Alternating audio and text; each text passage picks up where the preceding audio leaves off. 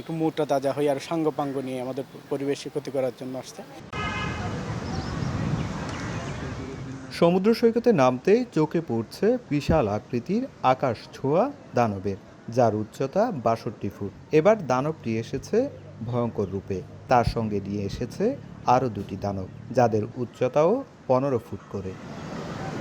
এগুলো আসলে ভাস্কর্য, যা তৈরি করা হয়েছে সৈকত থেকে সংগ্রহ করা পরিত্যক্ত প্লাস্টিকের বর্জ্য দিয়ে। ব্যবহৃত হয়েছে ১০ মেট্রিক টন প্লাস্টিক দানবটি তৈরি করেছেন ঢাকা বিশ্ববিদ্যালয়ের চারুকলা বিভাগের একদল শিল্পী। এটাকে বলা হচ্ছে সমুদ্র প্লাস্টিক দিয়ে তৈরি বিশ্বের সর্ববৃহৎ রোবট দানব। প্রায় ১ মাস ধরে এই প্লাস্টিক দানবটা বানানোর কাজ করছি।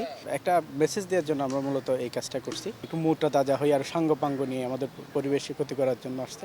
প্লাস্টিক বর্জ্যে নির্মিত দানব দেখতে ভিড় করেছেন সৈকতে ঘুরতে আসা পর্যটকরা।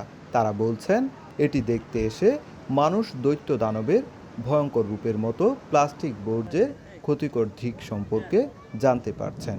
জীববৈচিত্র্য রক্ষার জন্য অবশ্যই প্লাস্টিক সমুদ্রে ফেলা উচিত না। প্লাস্টিক আসলে একটা দানব, এটার অবশ্যই এখন থেকেই গণ সচেতনতা সৃষ্টি করা উচিত, যার কারণে মানুষ যথাযথ প্লাস্টিক ফেলবে না। প্রবালদ্বীপ, সেন্ট মার্টিন ও কক্সবাজার সমুদ্র সৈকতের অপার সৌন্দর্য উপভোগ করতে প্রতিদিনই সমাগম ঘটে হাজারো পর্যটকের, যারা সৈকতের বালিয়াড়ি ও সাগরের পানিতে ফেলছে প্লাস্টিক পণ্য সামগ্রীর বর্জ্য। এতে উদ্বেগজনক হারে বাড়ছে দূষণ, হুমকির মুখে পড়ছে সামুদ্রিক জীব ও মানব জীবন। মূলত ভ্রমণে আসা পর্যটকদের সচেতন করতে এমন প্রদর্শনী বলছে প্রশাসন ও স্বেচ্ছাসেবী সংগঠন। বর্জ্য ব্যবস্থাপনায় যে সরকারের যে ব্যাপক একটা ব্যয়, সেই ব্যয়টাও কিছুটা হলেও সংকুচিত হবে। ব্যক্তি পর্যায়ের সচেতনতা তৈরি হলেই কেবলমাত্র আমরা প্লাস্টিকের প্রকৃতভাবেই প্লাস্টিককে নিরসন করতে পারবো। এর আগে ২০২২ সালে সর্বপ্রথম কক্সবাজার সমুদ্র সৈকতে ৩৫ ফুট উচ্চতার প্লাস্টিক দানব নির্মাণ করা হয়েছিল।